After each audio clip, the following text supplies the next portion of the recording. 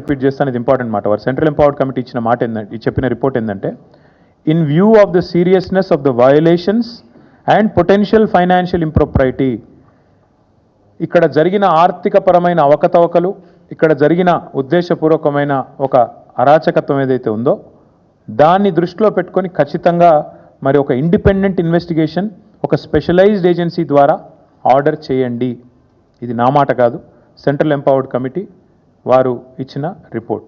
అంటే ఎగ్జాక్ట్గా ఇదే మాట నేను ఇక్కడ కూర్చొని వారం రోజుల కింద చెప్పాను.